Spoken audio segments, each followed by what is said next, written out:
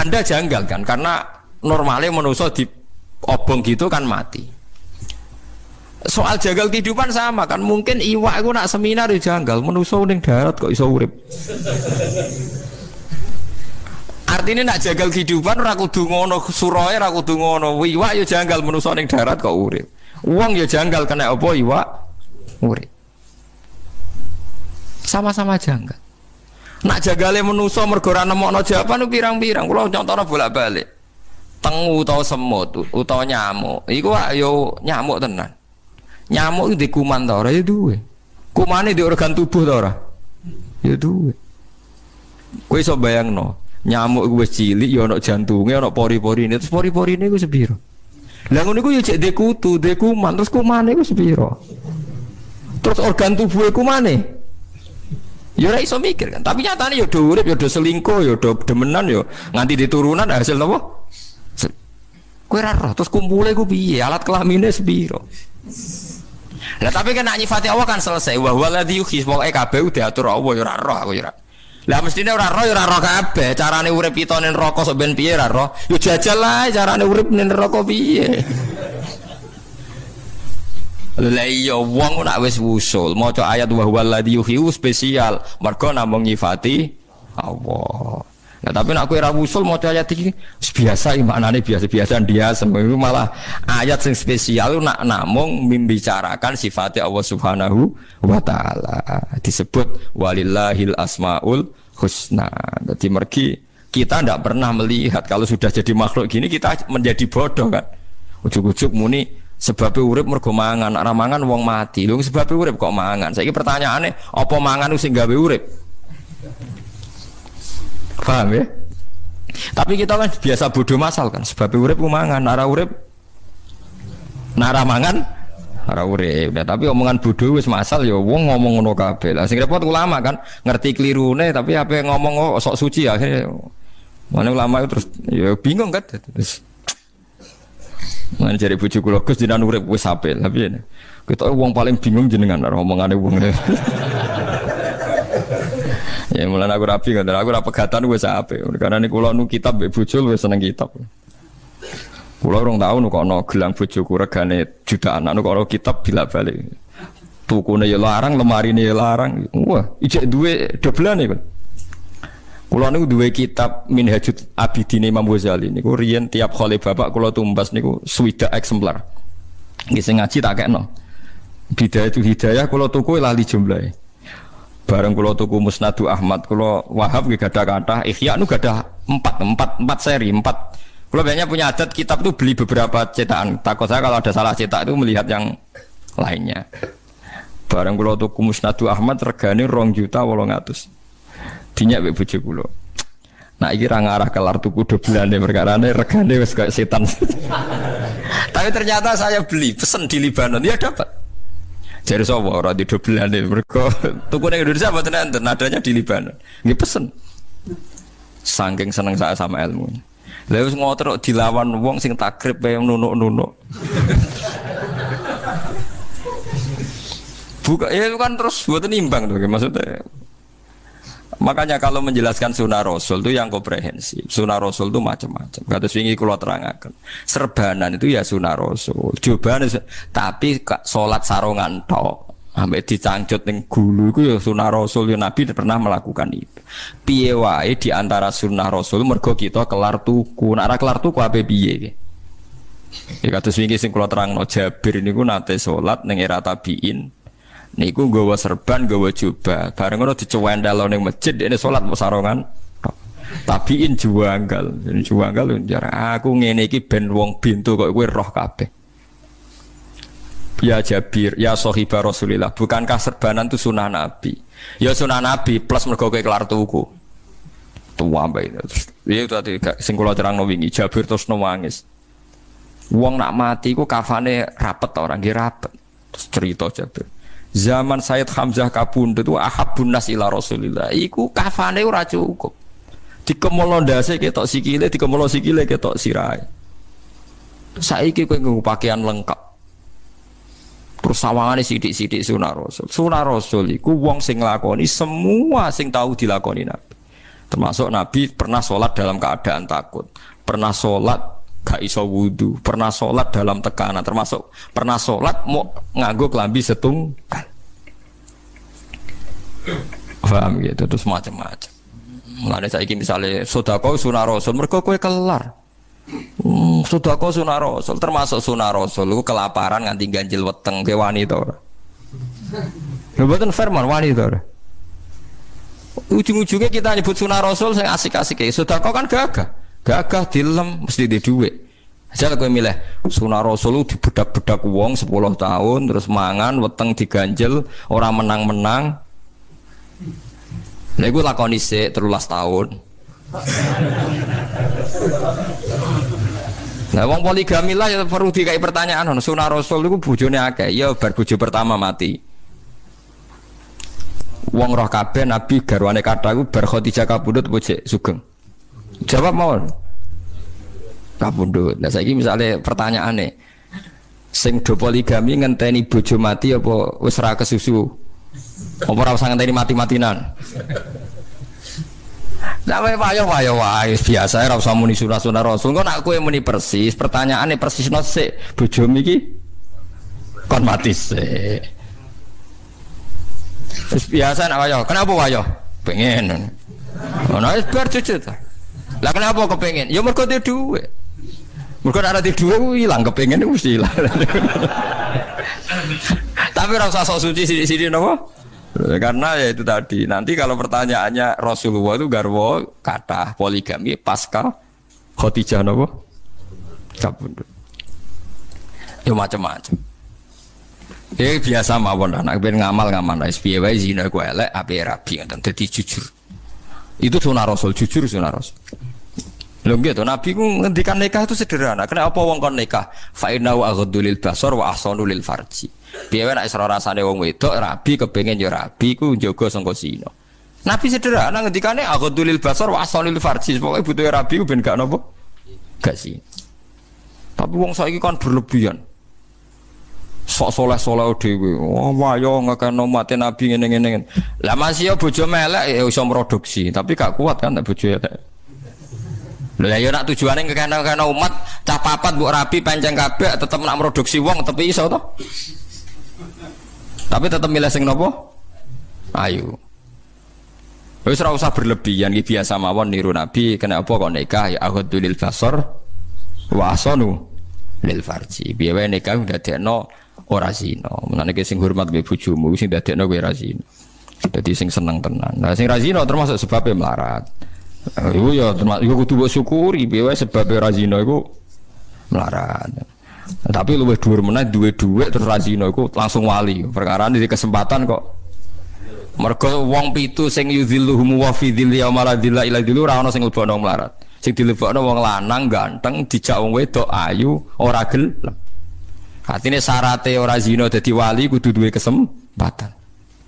Tapi orang zina tok ya wis apik, tapi orang wali, tapi nak duwe kesempatan orang sida niku wali ini.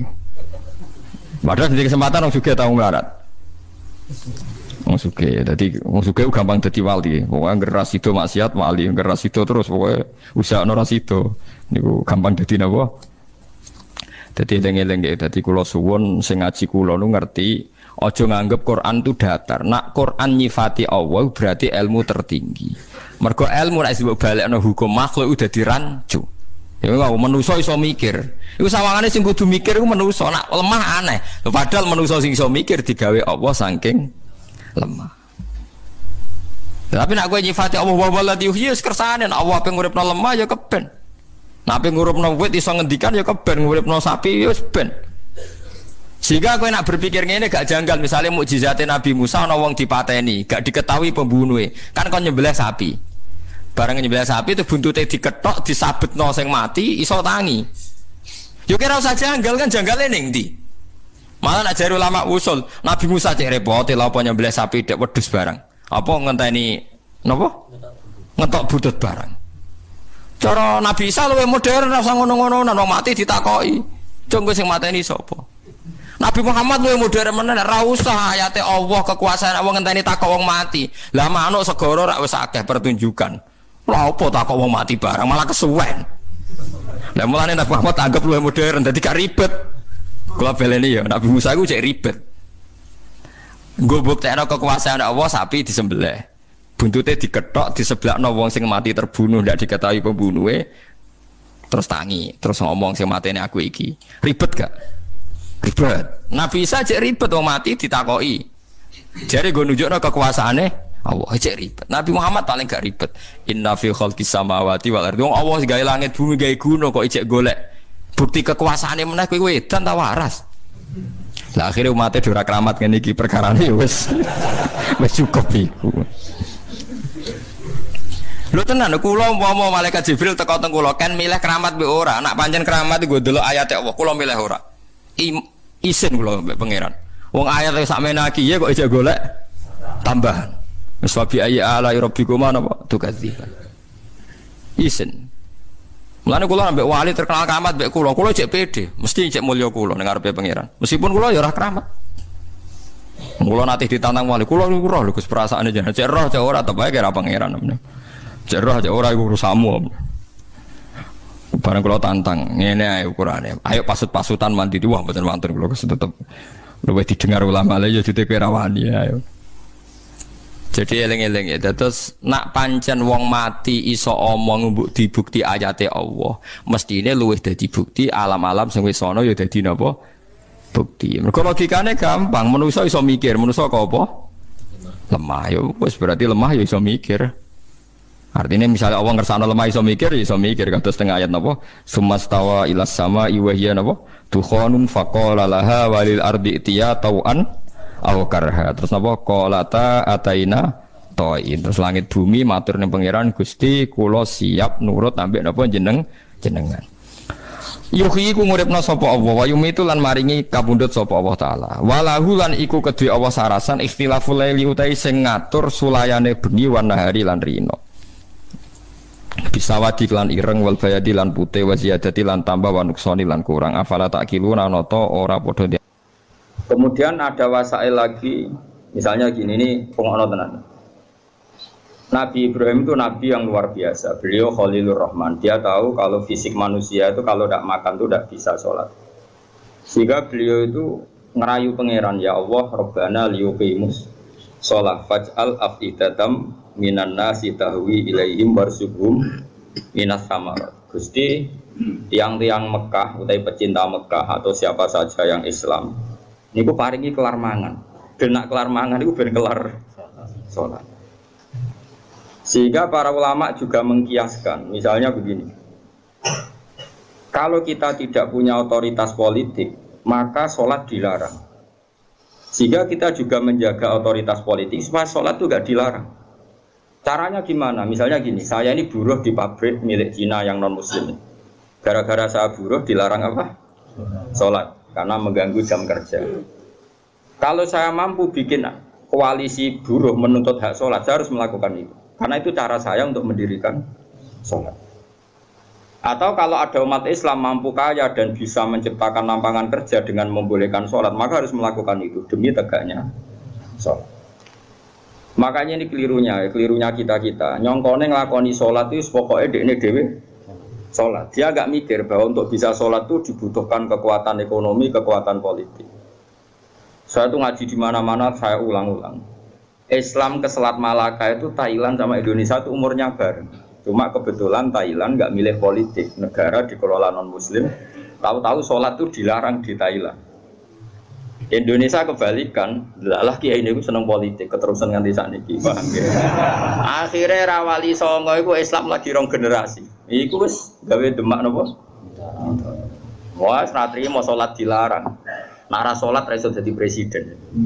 Jadi saiki sholat malah bupati kok ora sholat, terus ra ngarah dipilih, gubernur kok ora sholat. Lho, ra ngarah dipilih. Ana cawayu sholihah kok sing lanang ra bebas sholat, ya ora payu. Iku keterusan paham. Tapi ini mau cerita. Jadi karena redaksinya Quran itu wa iqamis sholat, mendirikan sholat supaya sholat itu berdiri, bukan kamu saja tapi seluruh negara. Dan itu dibutuhkan macam-macam tadi.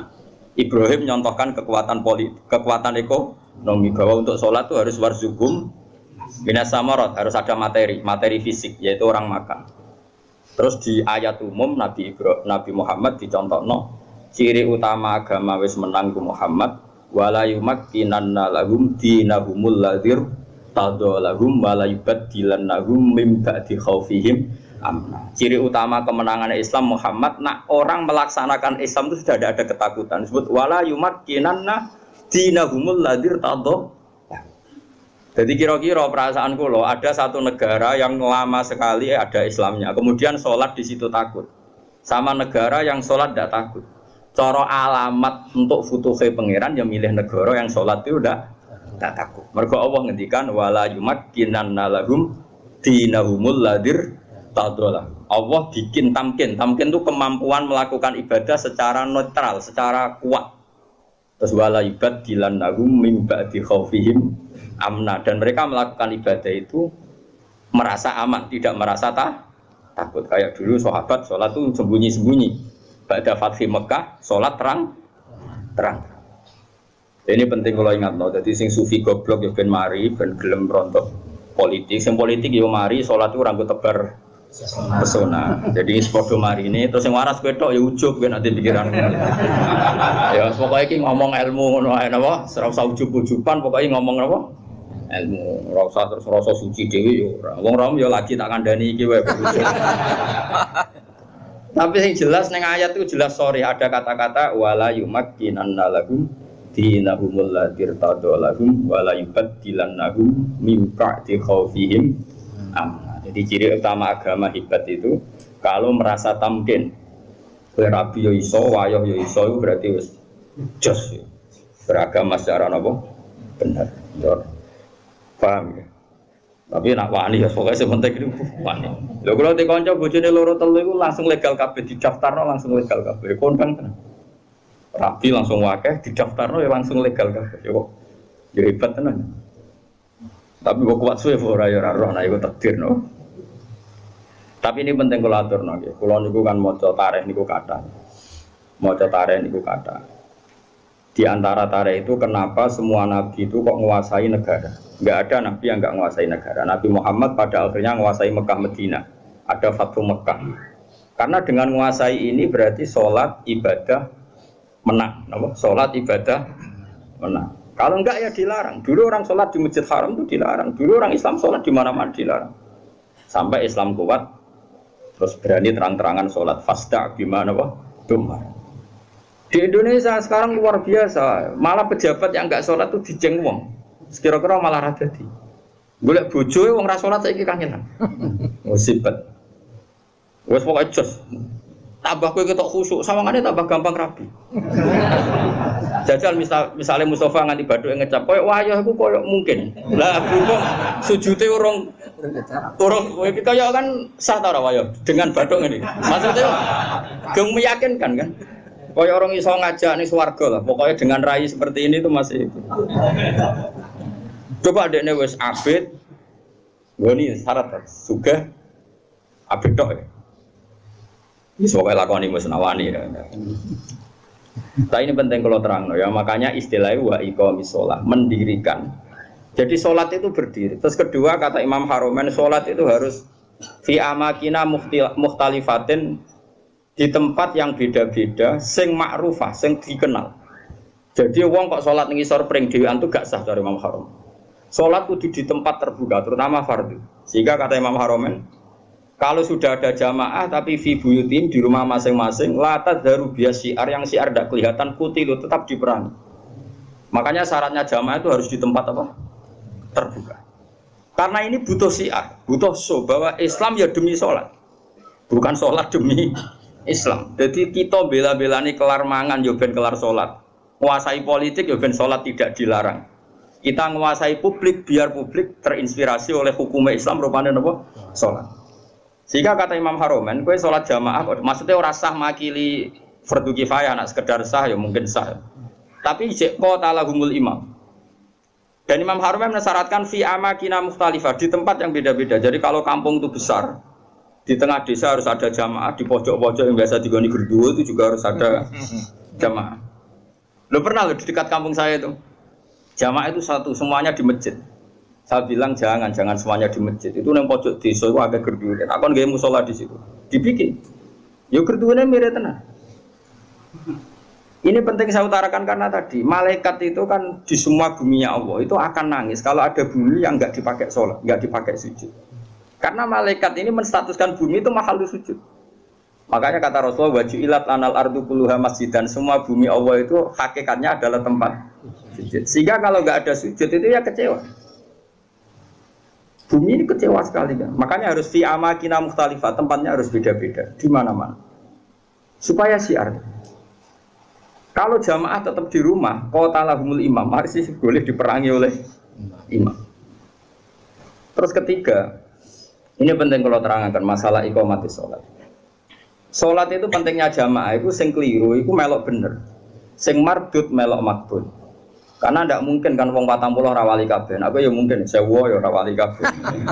Normalnya itu kalau ada orang dulu, era dulu, angger orang 40 mesti sing sitok itu wali. Kayaknya sekarang 1 juta pun nggak jamin ada apa? Nggak ada wali, tapi nggak masalah lah. Mungkin zaman akhir kriteria wali juga agak seketat zaman dulu mungkin. Masa beda zaman kualifikasinya masih sama. Tapi kan saya kira angger segawa nasi ibad ngalor ngidul. Ya ini saya turunkan lah kualifikasinya saya. Santai. Sholat itu iso bener, itu baru kayak wong akeh. Dulu itu sholat itu kok cacile. Kalau nu gak ada kitab, namanya ini disertasinya doktor profesor namanya itu Muhammad. Kalau nu kenal sama orangnya, dulu pernah ke Sarang. Anak Syekh Rajab, abahnya itu profesor, terus punya anak ya profesor juga. Dia nulis tentang fikhu Imamil Haromen. Kemudian saya pernah ketemu Sarang. Saya beli kitabnya, mulai kitab disertasi doktornya sampai dia setelah jadi profesor fikih. Dia ngarang judulnya Fiqhu Imamil Haromen. Dia nganalisis cara berfikihnya Imam siapa? Haromen itu gurunya Imam Ghazali. Oh itu lama yang luar biasa betul. Dia itunya orang Irak. Mangkel deh, Mekah jadi kota mati mangkel ulama mandi kan. Dia udah pernah Mekah, mulang ya swawur-awuran, ngawur wong alim tapi coba apa yang gue. Maksudnya ngawur itu panjang bahasa Arabe tenanan itu ismam itu budek itu ora peduli. Mulane tak terjemah ngawur, ora koyo ngawur ora ono kiase. Ya bahasa Arabe tenanan ismam pun mau budek dari kata apa? Sumun, enggak mau tahu. Mulang di Mekah. Ya dasar wong keramat. Mulang sing ngaji wae, sing kuwedeng yo akeh. Mulang ndek jalan. Bareng Mekah wis ruame ilmu pindah nang Madinah. Gak terima dek nang Madinah mati ilmu. Mulane digelari imam napa? Harum. Semenjak itu Mekah Madinah itu ada geliat fikih. Mergo digerakkan oleh imam siapa? Wah, nak ngondikan wis kuwasa repol jenenge harum ini kuwara sepol. Makanya Imam Ghazali di Ihya sering keras karena didikan guru. Wol karena jadi Imam Haroman, ngamuan wong. Ya itu beliau termasuk yang fatwa jamaah itu tidak cukup fi makanin wahid, kudu fi amkinatin mukhtalifah, di beberapa tempat yang beda-beda karena semua arduwa nggak boleh dipisahkan dari sujud. Sehingga terus dia untuk gelar nopo imam nopo Haroman. Kalau ada kitab sekitar berapa jilid ya, ada 8 jilid atau 9 jilid yang kitab karangan beliau namanya Nihayatul Matlab fi Dirayatil Madhab. Itu kitab Indo. Jadi Imam Ghazali alim gitu itu karena barokahnya dididik Imam siapa? Haroman. Haroman itu luar biasa. Yang paling saya kenang dari Imam Haroman itu gitu. Nak ngendikan gua ambek ngamuk. Wis masyhur. Kok yang menang kalah itu ngamuk. Tapi ngamuk wong alim ya tetap keramat terus.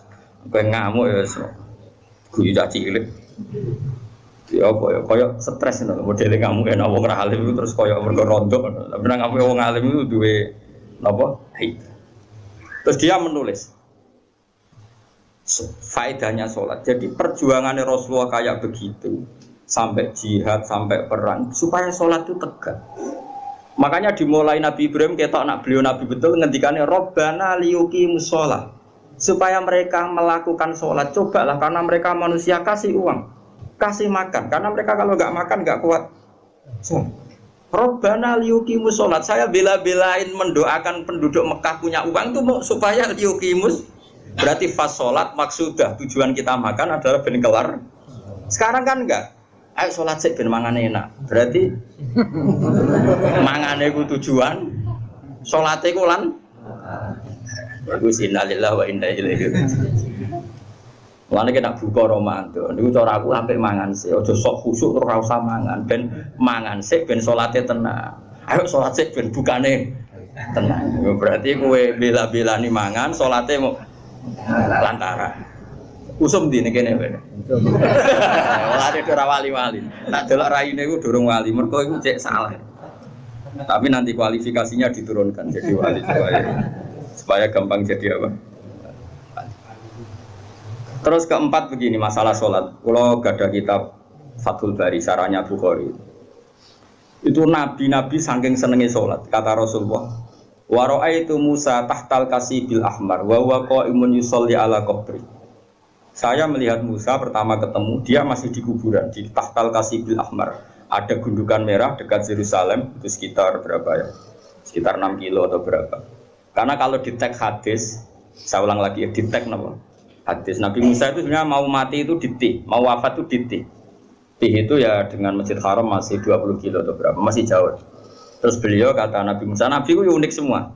Ya Allah, matikan saya romyatan bihajarin ila ardil muqaddasah. Saya inginnya mati banyak selemparan batu karena dulu gak ada kiloan, gak ada meteran, ukurannya romyatan bihajarin, sekuat orang melempar batu, ya sedekat itu saya mati. Ya kira-kira berapa? Orang melempar batu itu paling berapa kilo? Kira-kira gak buanter, wong Arab loh, ojo wong rom. Wong Arab wis bar mangan, ojo. Hah? Nak watune cilik tak gede. Nak watune gede kok. Nak jak matematika juga. Gak kira so. 100 meter par kan? Hah? Bro. Nah itu di situ Nabi Musa itu sholat. Kalau nanti teng makomnya Nabi Musa, makom itu tempat beliau sholat dulu. Teng kuburannya, meskipun kuburannya mukhtalaf alaih tentu. Terus di Syarafatul Bari itu gini, termasuk yang ditulis Said Muhammad dalam Mafahim Ajuban Tuhan. Rasulullah itu saking senengnya sholat, ngedikan gini, ketika saya belum pernah ketemu para nabi kecuali pas itu kuburan di kuburannya sholat do munfarid sendiri. Kan gak iso ngentongi jamaah mau ndak mau harus sendiri. Pas Nabi Muhammad mau Isra itu kan beliau di Baitul Maqdis. Semua sholat datang. Karena mereka hobinya sholat ini mumpung ada imam besar. Imam besar Kanjeng Nabi maksudnya kok napa, Pak? Kowe kok aja terlalu jurnalistik.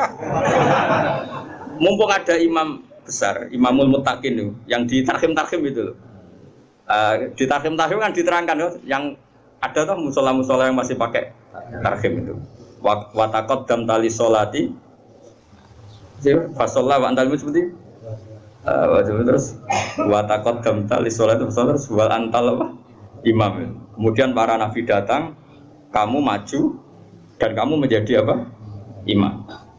Itu Nabi sebelum Mi'raj itu kenangannya para nabi ya sholat. Jadi semua nabi datang ke Baitul Maqdis itu hanya apa? Untuk sholat. Mumpung ada ya Imam al-Muttaqin, Imam al-Mujahidin, imam besar, ahli jihad, ahli taqwa. Itu semuanya gitu, semuanya demi sholat. Singkat cerita ketika Nabi mau kapundhut, saking senangnya sholat itu ngendikan nih, saya hafal tagnya. Saya ini mau meninggal kata Nabi. Dan saya melihat para nabi itu sholat di kuburannya.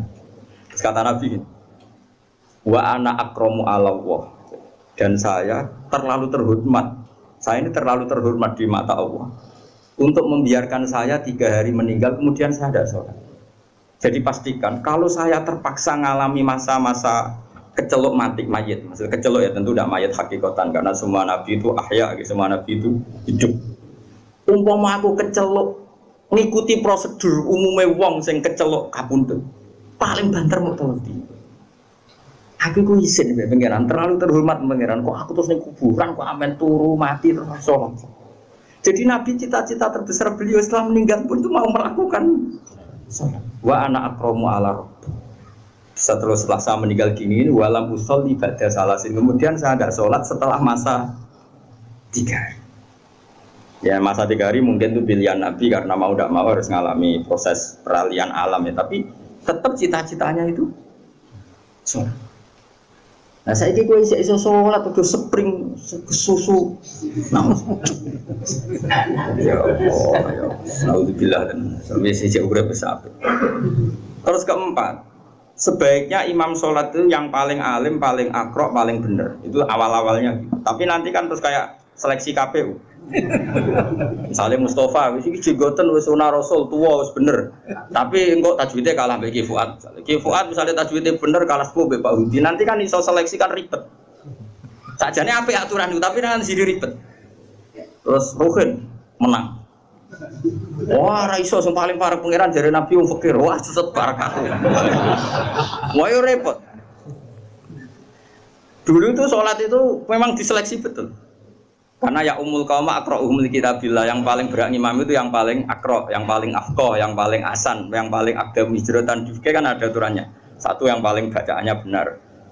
Benar tok harus tahu apa maknanya. Karena kalau nggak tahu maknanya itu kalau wakaf itu fatal. Ya fatal tuh Pak Udi. Misalnya ono wong wacanane apik terus wakafnya ngene, innallaha la yastahyi terus wakaf. Ayo prono. Mulane wong-wong sing korek suarane apik mbok do tobat, belajar maknane Quran. Kadang wakofe iku fatal. Ya ono sing wakaf ngene misale. Apa itu innama yastajibul ladzina yasmauna wal mauta. Berarti artinya terus piye? Dadi sing nampa dakwahe pangeran iku wong kula niku cara pantes wae ngarang Bapak Kofasol, tapi wong kira-kira do angel bali lho rugi. Jadi yang keliru di Indonesia ini kritik saya terbuka pada yang belajar tajwid hanya makhraj. Sebetulnya dulu definisi tajwid itu tidak hanya makhraj, termasuk ma'rifatul wukuf wal wusul. Makanya nenggone Jazariyah wa ba'da tajwidi kalil hurufi la budda min ma'rifatil wukufi. Jadi wakaf itu inti tajwid, tapi sekarang wong muni ahli tajwid itu maknane makhraje tok. Wakaf asal jeblok sehingga ana wong wakaf indah wa la yastahi. Ya prono. Tapi zaman sing sempurna itu sapa ya sudah sing iki tampa wae iki zaman akhir tampa wae. Cuma sebetulnya kalau mau belajar tajwid itu ya sak paket belajar wakaf dan wasol karena sekali salah itu fatal. Pemene wakaf juz 24. Wa kadzalika haqqat kalimatu rabbika alladzina kafaru annahum ashabun naril ladzina yahmiluna al-arsya malah tubuh malaikat Jibril. Mergo niku ashabun nar disifati alladzina yahmiluna al-arsya. Neraka alus. Makanya wakaf ini penting sekali. Lho kula nu gadah kitab karangannya Hasan bin Hadi Asegaf. Saking judulnya kitab Al-Jauharul Masun fi Qiraati Qalun, qiraahnya Nafi' yang riwayatnya Qalun. Sampai saking duane Habib Hadi Hasan bin Hadi Asegaf. Itu orang sadat yang terkenal ahli qiraah. Sampai ngedikan gini. Saya ngapal kitabku 6 wakaf tok dakhalal jannah saking mangkele wong wis ora belajar roh tok 6 sangka wakaf iku dakhalal lah aku iku apal ae ketan jadi potensi mlebu swarga itu tinggi lah karena 6 wae swarga puluhan mungkin ratusan karena ya tadi fatal kalau tidak tahu itu fatal. Ya tapi piye zaman akhir ki ape wong-wong ra sempurna. Ya sudah enggak apa-apa sudah kita seperti ini kita terima saja. Semenjak wong padha buletes untungnya Nabi ngendikan ra iku tok. Sallu khalfa kulli barrin wa fajirin. Sallu khalfa man qala la ilaha illallah. Semuanya iku ora ono seleksi. Mane kula nu salat teng putih-putih makmum guling-gilingan nak imam ora usah diseleksi. Pokoke KPU wae. Dadi kula wis anggere ana wong imam ya. Hingga detik ini kula sering makmum. Kalau sampai kapan-kapan nak tua yang imami kapan-kapan, tapi saat ini sementara makmum giling-gilingan nak sholat itu sesuatu yang baik, bahkan ketika diimami orang yang kurang baik. Masyhur itu kan, ketika Sayyid Rasman dikepung oleh orang-orang Khawarij, semuanya itu fusak, terus sholat didirikan. Ketika sholat didirikan, karena orang soleh-soleh itu dikepung, diimami mubtadi orang yang sangat berdua, arti mau berdua, sangat berdua. Bahkan orang yang imam ini termasuk orang yang menghendaki Husain terbunuh, Sayyid Utsman terbunuh. Orang-orang baik di dalam gedung, termasuk Sayyidina Utsman, Sayyid Hasan bin Ali, terus ada Abu Hurairah, ada beberapa itu di gedung. Terus ketika sholat didirikan itu ada yang usul ke Sayyidina Utsman, ya Utsman, apa engkau membiarkan mereka ngimami sholat sementara mereka berdua itu? Jawab Sayyidina Utsman lucu. as-sholat ahsanu ma ya'malun nas. Ini ada di Bukhari. Fa idza ahsanan nas fa ahsin ma'hu. Salat itu perilaku terbaik manusia. Kalau mereka sedang sholat kan sedang baik, ya sudah nggak apa-apa kamu makmum. Setidaknya pas sholat itu sedang baik. Saking arifnya Sayyidina Utsman. Makanya sama makmum rugen ya bolak-balik. Setidaknya pas sholat itu pas waras. Lah kok pas wedo ya pas rata anut. Pas sholat Pak Mustafa itu pas sholat ya tak anut. Tapi nak pas turu ngaji ya rata anut. Jadi sementing itu pas sholat itu kearifan. Aku lo makmum wong bolak-balik, kecewa ya bolak-balik tapi adas. Mulane kula mantep dosa kula disepuro, kula husnudzon be pangeran. Wong pangeran dawuh anak idadzoni abdi. Kula niku zaman melarat, saiki lah orang juga tapi kula riyen tuwih melarat di bangsa iki. Moro Jogja niku beto kerdus. Kalian santri kula kalih. Kula riyen zaman melarat tuh di santri, jadi sepakat kiai, melarat lah yo. Lho kula zaman melarat itu wis ngorek kitab mahal, kitab tertinggi loh setelah Fathul Qorib, Fathul Muin, Fathul Wahab itu tetap banyak santri sarang yang ikut saya karena ingin ngaji sama mahal. Padahal tamat aliyah sarang. Jadi mulai dulu saya di Jogja pertama itu mahal. Saya kira tak dono nasoil bibat. Lagi nak gelem sorokan loh tapi ya semua cowok. Tak balenin nih mulang nopo mahal gitu. Tapi sekali raiso tak usir. Itu makmum. Lala itu lungaku itu bada sufi, saka narukan bada sufi. Pas antara Pati Purwodadi itu sudah masuk Purwodadi wae Jumatan. Kula niku wedi pangeran. Senajan ana kaul-kaul saudarane musafir oleh no. Ninggal apa? Jumat wong kula musafir tenan, misalnya kula teng narukan ya ora omahku. Singkat cerita aku tetep medhun. Padahal go kerdus kalih perjuangan. Salat. Lah wudune ku ning kali. Sing Jumatan mu 16. Imame maca Fatihah kok wong jihad, yakin.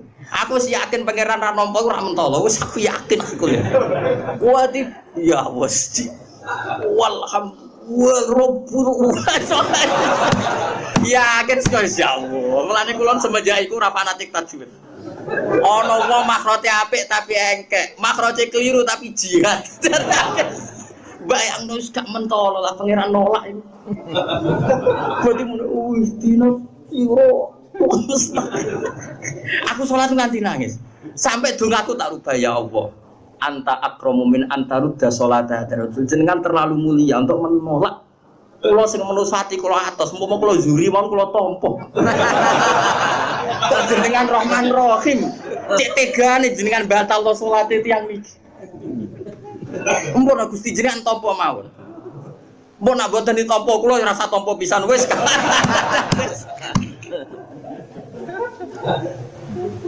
Insyaallah. Tapi kalau tetap majibno makhraj iki mau cerita, kira usah melo-melo, aja terus sensitif. Kok cawe wedok sensitif. Gus kok gak majibno makhraj. Sembrono, ya tetap wajib makhraj, wajib. Cara Imam Jazari sebuti wa hakadha menyu ilaina napa wasolain. Jadi Quran harus dibaca dengan tajwid karena mulai dulu ya Quran dari Rasul sampai kita.